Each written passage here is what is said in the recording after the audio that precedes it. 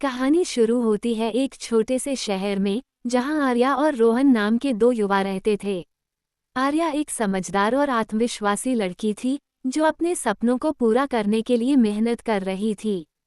दूसरी ओर, रोहन एक खुशमिजाज और मजाकिया स्वभाव का लड़का था, जो हमेशा अपने दोस्तों के साथ मस्ती में रहता था। उनकी पहली मुलाकात कॉलेज के एक सांस्कृतिक कार्यक्रम में हुई थी। आर्या ने उस कार्यक्रम में भाग लिया था और रोहन को उसकी सादगी और प्रतिभा ने तुरंत आकर्षित कर लिया। रोहन ने हिम्मत जुटाई और आर्या से बातें शुरू की। धीरे धीरे उनकी दोस्ती गहरी होने लगी और दोनों एक दूसरे के अच्छे दोस्त बन गए। कुछ महीने बाद रोहन ने महसूस किया कि उसकी दोस्ती अब प्यार में बदल चुकी है।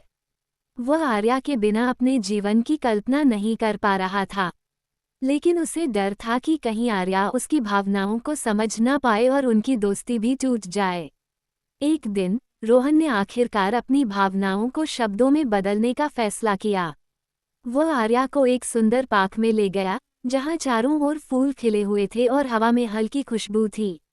उसने आर्या से कहा, मैं तुम्हें सिर्फ एक दोस्त की तरह नहीं देखता।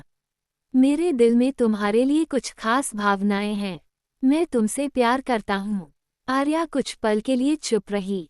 वह रोहन की बात सुनकर थोड़ी हैरान थी, लेकिन उसके दिल में भी कुछ ऐसी ही भावनाएं थीं, जो वह अब तक समझ नहीं पाई थी।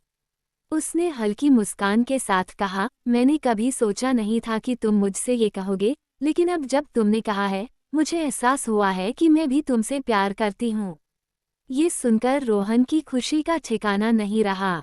दोनों ने एक दूसरे के प्रति अपनी भावनाओं को स्वीकार कर लिया और उनका प्यार समय के साथ और गहरा होता गया। उनकी प्रेम कहानी साधारण थी, लेकिन उनकी भावनाएं सच्ची और गहरी थीं। उन्होंने एक दूसरे के साथ हर सुख दुख का सामना किया और एक मजबूत रिश्ते की नींव रखी, जो सच्चे प्रेम की मिसाल बनी।